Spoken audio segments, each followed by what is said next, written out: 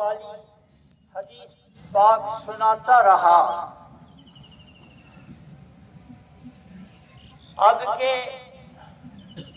ایک بات میں پیدا ہوں کہ میاں ذرا اس پر غور کرو کہ پوچھا فرشتوں سے یہ جاتا ہے کہ جس مزدور نے اپنی ذمہ داری پوری کی، یعنی ذمہ داریاں پوری ہونے پر وہ فخر و مباحات کی بات ہے۔ اب میں پہلے سب سے پہلے کہنے والا ہوں اور اس کے بعد آپ لوگ اس بات پر غور کیجیے کہ ہم نے اللہ عز و جل نے جو ہم پر روزے فرض کیے تھے اس کا وہ مقصد کو پورا کیا کیا؟ وہ روزوں کا مقصد تھا ہماری ایک مہینے میں ایسی ٹریننگ ہو جانا کہ جھوٹ بولتے ہیں، غیبت کرتے ہیں، غصب کرتے ہیں، لعن طعن کرتے ہیں، دھوکہ دہی کرتے ہیں، جو کچھ کرتے ہیں وہ چھوڑ دیا ہے۔ روزوں نے ہم کو درست کر دیا ہے۔ تو معاف کرنا، مجھ کو پہلے یہ خیال آتا ہے کہ وہ اکثریت کو بھی یاد کرو جو روزے نہیں رکھتی۔ ناگپور کی ایک اہل اللہ کی مزار پر فاتحہ خوانی کے موقع پر ایک کشکہ بردار غیر مسلم نوجوان میرے سامنے آیا اور مجھے کسی قابل سمجھ کر ملاقات کی کچھ بات کر کے فوراً کہا، میں آپ سے ونتی کرتا ہوں کہ مسلمانوں کو روزہ رکھنے کے لیے کہیے۔ آپ کے قاضی صاحب پر ایک بجلی ٹوٹ گئی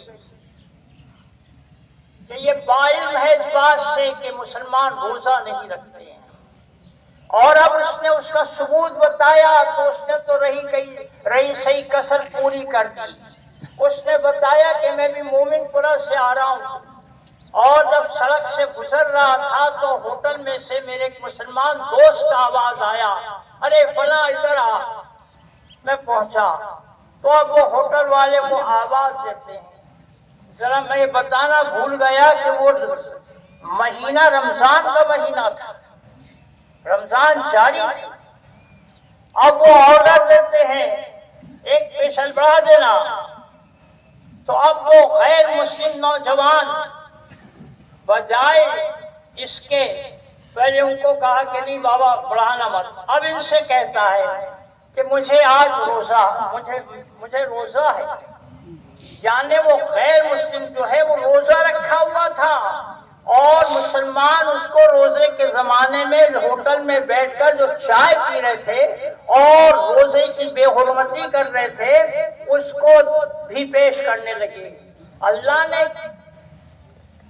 کیسی عبرت ناک ان کو نصیحت دی، مگر دل مردہ ہو گئے، احساس نہیں ہوتا ہے۔ روزے کی ظاہری جو خوبیاں ہیں اس کو سامنے رکھ کر کئی غیر مسلم روزہ رکھتے ہیں اور ہم روزہ سے محروم اور ہٹے کٹے۔ اب بتائیے، ذرا غور کیجیے، بات محاسبے کی ہے۔ خدائے عز و جل کی مزاج کی ترجمانی حکیم الامت سر محمد اقبال علیہ الرحمٰن نے فرمائی ہے، صورت شمشیر ہے دست قضا میں وقوع، کرتی ہے جو ہر زمان اپنے عمل کا حساب۔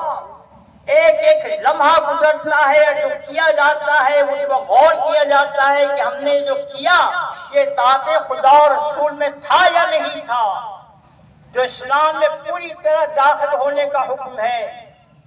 حال یہ ہے میاں کہ نماز پڑھ لیے، روزہ رکھ لیے اور عمرہ اور زکات سے فارغ ہو گئے، حج سے فارغ ہو گئے، بھر پائے گنگا گھوڑے نہائے۔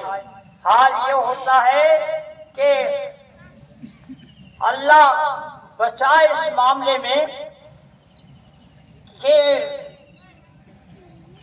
استغفر اللہ ربی، مجھ کو تو اس بات کا ڈر ہوتا ہے کہ جب روزے کی حرمت پر آتش پرستوں کو اللہ نے ایمان پر خاتمہ عطا کیا تو اس کا ریورس ان مسلمانوں پر نہ ہو کہ خاتمہ ایمان پر ہونے سے محروم رہ جائیں۔ معاملہ الٹ کو بھی تو دیکھا کرو کہ یہ ہوتا ہے تو ثواب ملتا ہے، نہیں ہوتا تو عذاب۔ اس کی فکر دیکھیے، بڑی شرم کی بات ہے، میں ذرا بھول نہ جاؤں، پہلے یہ ذکر کر دوں، چونکہ ابھی گزشتہ رمضان میں نوجوان افواد نے دل ہلا کے رکھ دیے۔ اس میں قاصد پورے کے شیخ حسن چائے والے، ان کا بیٹا محمد وحید، عبدالرزاق خان صاحب کا بیٹا محمد شعیب، اور بابو ٹھیکیدار کے بھانجے جو رہے محمد عزیر، محمد اقبال پٹیل یا مکیری پورا میں ہوتے ہیں، بسم اللہ بھائی ناتھ خان مرحوم مغفور، ان کا بیٹا نصر اللہ خان۔ اور کل بہت احساس ہوا اس بات کا، اللہ صبر دے، کہ عید آج نکلی ہے اور کل اقبال احمد خان کی اہلیہ کا انتقال ہوا۔ جب وہ اور بچے گھر جائیں تو اللہ ان کو ہمت دے، صبر جمیل دے، اور اللہ سب اللہ ان سب کی مغفرت فرما دے۔ جو نماز و روزہ حج زکات ان کے ذمہ باقی ہو وہ اللہ معاف فرما دے اپنی رحمت سے۔ ایک دعائے صحت ہے امین فاطمہ بمبئی کی ساکنہ، میں دعا کرتا ہوں کہ اللہ اس کو اور ہر بیمار کو جس کا حق ہماری دعا پر ہے ان سب کو اللہ صحت کامل عاجل عطا فرمائے۔ اور ایک دعائے مغفرت،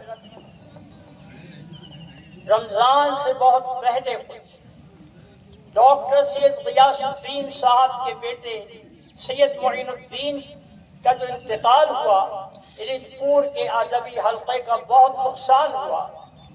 اللہ اس شخص کو آخرت کے انعامات سے نوازے۔ اور مجھے اس وقت ان کے والد مرحوم اظہر رحمت کا ایک شعر یاد آیا ہے جو نزول کلام پاک سے متعلق بتایا جاتا ہے۔ درود شریف پڑھی، اللہم صلی علی سیدنا محمد وعلی آلہ واہل بیتہ واصحابہ وسلم۔ خط آیا خدا کا بنام محمد، ہوئی عافیت خیر مطلوب سب کی۔ اللہ کو یہ بات پسند ہوئی، چاہا اللہ نے کہ ساروں کے واسطے عافیت کا راستہ دیا جائے، لہذا اس نے قرآن حکیم اپنے رسول پر اتارا۔ ڈاکٹر صاحب علیہ الرحمہ نے اس کو ایک خط کے طور پر کہا، واقعی ہے مراسلہ ہے، اور پرانی طرز ہوتی تھی خیر و عافیت کی۔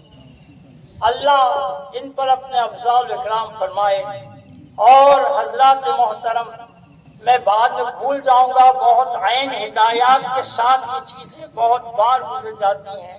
کل بسم اللہ بھائی مرحوم کا بچہ آیا تھا، مکیری پورا کی مسجد کا پلاسٹر رہ گیا، آپ سے مالی امداد کی درخواست ہے۔ میں مسجد کی عمارتوں کو بڑی بڑی بنانے والوں سے درخواست کروں گا کہ اگر وہ ضرورت پوری کرنے کے لیے تعمیر ہے تو ٹھیک ہے، اور ضرورت سے زیادہ ہے تو آپ کو لوگوں کے لیے ہوئے پیسوں کی بطور امانت خیانت کرنے کا حساب دینا ہوگا، کیونکہ اس کا استعمال نہیں ہوتا ہے۔ اور اب تو حال یہ ہے میاں کہ علماء اے سی کا فتویٰ دے رہے ہیں مساجد میں، جہاں عیش و آرام کو کاٹا گیا ہے عبادت کے نظریے میں، وہ عبادتیں عیش و آرام سے ادا ہو رہی ہیں اے سی کے ساتھ، اور ثواب کمانے کی نیت سے ہوتی ہے۔ اللہ رحم کرے۔ اس موقع پر میں سر محمد اقبال کی اس زمانے میں حالات کی ریڈنگ اور ہمارے لیے پیشن گوئی کی بات کروں، اور ساتھ ہی ساتھ اس کے تحت یہ اٹھولو فی السلم کافہ کو سمجھاتے چلوں۔ کس قدر تم پہ گراں صبح کی بیداری ہے، سن لیجیے، فخر و مباحات آج رمضان کے گزرنے پر فخر و مباحات کی روایت کو دیکھتے ہیں تو برس کے 12 مہینوں کے کردار پر نظر ڈالیے، کس قدر تم پہ گرا صبح کی بیداری ہے، ہم سے کم پیار ہے، ہاں نیند تمہیں پیاری ہے، تب آزاد پہ قید رمضان بھاری ہے۔ وہ جو آپ کو میں نے غیر مسلم بچے کا واقعہ سنایا، تب آزاد پہ قید رمضان بھاری ہے، تم ہی کہہ دو یہی آئین وفاداری ہے، اللہ سے وفا کا یہی طریقہ ہے، اور مذہب سے ہے، مذہب جو نہیں تم بھی نہیں، ربط باہم جو نہیں، ربط باہم جو نہیں، محفل انجم بھی نہیں۔ ہم بہتر حالات کو چاہتے ہیں تو خدا کے واسطے ایک دوسرے سے محبت کریں۔ ہم اپنے نفس کے واسطے محبت کرتے ہیں، لینے دینے کے واسطے محبت کرتے ہیں، رشتہ داری کی محبت کرتے ہیں۔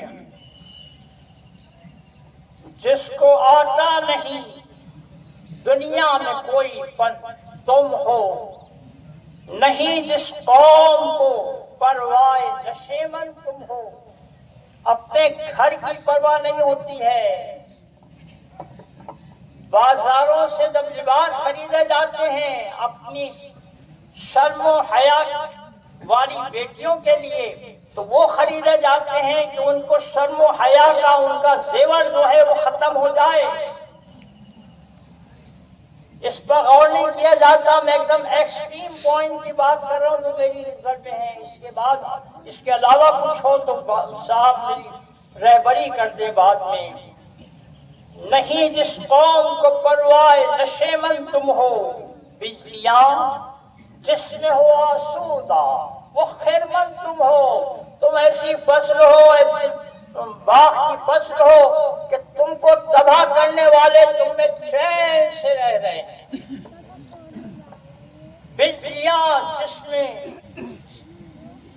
ہو آسودہ وہ خیرمند تم ہو، بیچ کھاتے ہیں جو اسلاف کے مدفن تم ہو، قبریں بیچ کے کھا جاتے ہیں۔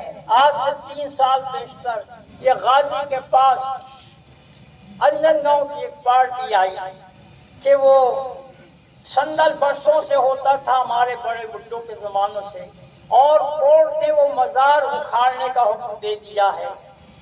جب تحقیق کی گئی تو کورٹ کا فیصلہ اپنی جگہ درست تھا، اس لیے کہ 1960-65 کے بیچ میں وہ لینڈ لارڈ جس کے اجداد کا ذاتی قبرستان ہوا کرتا تھا، اس کے ورثاء نے ایک انڈسٹریل کمپنی کو وہ جگہ پکی خریدی کے ساتھ بیچ دی۔ تو میاں یہاں تو ثبوت کے بغیر تم محروم ہو جاتے ہو، ثبوت رہتے ہیں اور تم کو ترسنا پڑتا ہے عدل کے لیے۔ تو جب ثبوت ہو، کاغذ پتر پورے ہو، تو کورٹ کو رہ کیا جاتا ہے؟ تو یہ معلومات کبھی اپنے قبرستانوں اور مساجد وغیرہ کی رکھی ہے مسلمانوں نے؟ یہ فسلم کافت احاطہ پوری زندگی کو لیے ہوئے ہے، اس کو ذہن میں رکھو۔ بیچ کھاتے ہیں جو اسلاف کے مدفن تم ہو نکو کام جو قبروں کی تجارت کر کے قبروں کو بیچ کر دنیا میں اپنی جنتیں تعمیر کر لی ہے۔ بڑی بڑی اسکولیں چل رہی ہیں جیسے کچھ تجارت ٹریڈ کا معاملہ ہے، ان پیسوں پر ہونے کو کام جو قبروں کی تجارت کر کے کیوں نہ بیچو گے جو مل جائے صنم پتھر کی۔ حضرات محترم، مجھ سے زیادتی ہو جائے جو میں اپنے وزیر اعظم صاحب کا مسلمانوں کو عید کی مبارکباد دینے کا شکریہ ادا نہ کروں گا، لہذا میں ان کا شکریہ ادا کرتا ہوں کہ انہوں نے ایک اخلاق کی بات پوری کی، اور اب اس کو بنیاد بنا کر ایک امید کرتا ہوں کہ پچھلی حکومتوں نے جو ہم کو الوقف للہ، اللہ کی خاطر جو پراپرٹیز مساجد اور درگاہوں کو دی تھی، جن کو ہم عیدیوں کے طرح سنبھال کے رکھتے تھے، سوائے اس کے کہ کچھ بڑے بڑے سیٹھیے ستہ دھاریوں کی مدد سے اس پر قابض ہو گئے، اس پر ہم نے صبر کر لیا تھا۔ لیکن اب رہی صحیح جو بات تھی عیدیوں کی، تو وہ بھی ایسی ہو گئی ہے جیسے کوئی طاقتور شخص آئے اور کسی بچے کے ہاتھ میں سے عیدی چھین لے۔ تو میں مطالبہ کروں گا کہ وہ اس کیفیت کو سمجھیں اور نہ ہمارے لیے تو اپنے وطن کی ڈیموکریسی کے ساتھ کے لیے وہ ایسے دھاندلی والے قانون سے اپنے آپ کو روک لیں۔ اللہ خیر کی توفیق عطا فرمائے۔ میں اب شروع کرتا ہوں ترکیب۔ یہ رکھو، دیکھیے نیت کرنا ہے، 2 رکعت نماز پڑھتا ہوں عید الفطر کی واجب، ما زائد 6 تکبیروں کے واسطے اللہ تعالیٰ کے، منہ طرف کعبہ شریف کے، پیچھے سے امام کے۔ جب امام کی آواز تکبیر تحریمہ کی آئے تو ہم اتباع میں تکبیر تحریمہ کہتے ہوئے آہستہ سے اپنے ہاتھ باندھ لیں، سبحانک اللہم پڑھے جو ہمیشہ پڑھتے ہیں، اور اب ہم خاموش، اس کے بعد مقتدی تو خاموش ہی رہتا ہے، امام کی آواز سنا کے بعد پہنچے گی، تو یہ زائد تکبیر ہے، اس پر ہم ہاتھ اٹھائیں اور زیر رب اللہ اکبر کہتے ہوئے کانوں کے پاس لے جا کر چھوڑ دیں۔ پھر تیسری مرتبہ امام اللہ اکبر کہے گا، پھر ہم اپنے ہاتھوں کو کانوں تک لے جائیں، زیر رب اللہ اکبر کہتے ہوئے ہاتھوں کو چھوڑ دیں۔ پھر چوتھی مرتبہ امام اللہ اکبر کہے گا، تو اب اس موقع پر ہم اپنے ہاتھ کانوں تک لے جائیں اور زیر رب اللہ اکبر کہتے ہوئے ہاتھوں کو باندھ لیں۔ پہلی رکعت میں 4 اللہ اکبر پر، پہلی پر ہاتھ باندھنا ہے، آخر پر ہاتھ باندھنا ہے، درمیان کی 2 پر ہاتھ چھوڑتے رہنا ہے۔ اور اب نماز رکوع و سجود کے ساتھ دوسری رکعت میں پہنچے گی، اور سورہ فاتحہ اور ضم سورہ کے بعد امام اللہ اکبر کہے گا۔ یہ رکوع میں جانے کی تکبیر نہیں ہے، یہ تکبیر زائد ہے، اور اس طرح 3 تکبیریں ہوں گی، ہر 3 تکبیر پر ہمارے ہاتھ چھوڑنے چاہیے ہم کو۔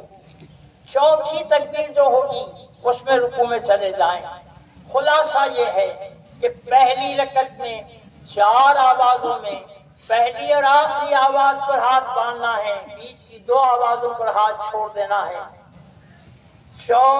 دوسری رکعت میں 4 اللہ اکبر کی آوازوں میں 3 پہلی آوازوں پر ہاتھ چھوڑتے رہنا ہے، اور چوتھی آواز پر رکوع میں جانا ہے۔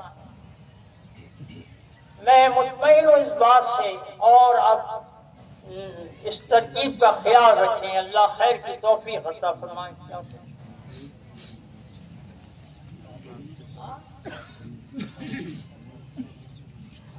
یہ مجھے یہ وضاحت کرنی چاہیے تھی، بچے نے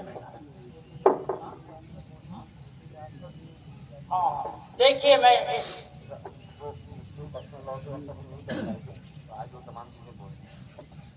یہ بات میں بتا دوں کہ ہم جو کالے فیتے باندھ کے نکلے ہیں، دراصل مسلم پرسنل لا بورڈ نے گزشتہ جمعہ کو اس پر عمل کرنے کے لیے بہت دیر سے مطلع کیا، جس پر ہم عمل نہیں کر سکتے۔ معاملہ ایک جائز مطالبے کا تھا، اس لیے ہم نے یہ اس وقت استعمال کیا اس کو، اور یہ جو ہم نے استعمال کیا ہے اس میں پھر ایک بات بتاؤں کہ یہ نام نہاد عالموں اور 2 رکعت کے اماموں نے قوم پر اس قدر ستم ڈھایا ہے کہ کچھ نہ پوچھو۔ پچھلے جمعہ کو میرے برادر بزرگ سعید افسر صاحب اور میرا بیٹا معاذ بمبئی کی ایک مسجد میں ہوتا تھا. یہ دونوں مسلم فیصلہ بورڈ کے کہنے کے تحت کالے فیتے باندھے ہوئے تھے، لیکن وہاں رضوی حضرات نے، میں نسبت کے ساتھ اعلان کر رہا ہوں، اس لیے اپنے آپ کو روکا کہ عبید اللہ خان صاحب اس کے ممبر ہے، انہوں نے یہ بات کو ریلے کیا. بتائیے، عبید اللہ خان صاحب کے گھر کی جائیداد کا معاملہ تھا. بتائیے کتنا گر گئے ہیں.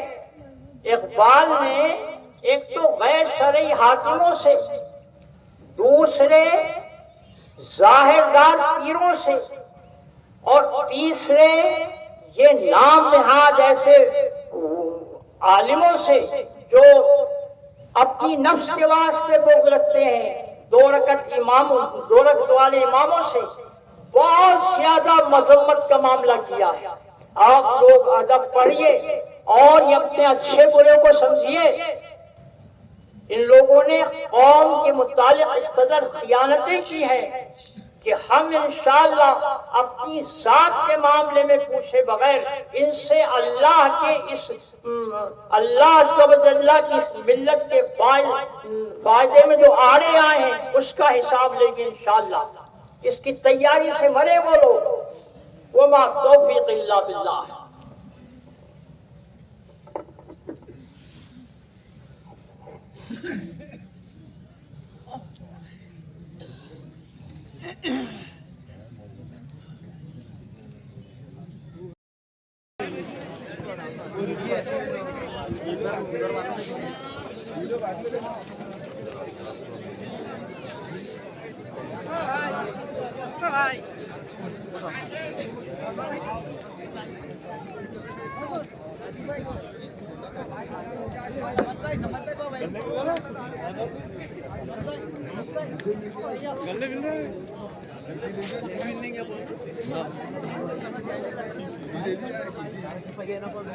दिन भर चला दी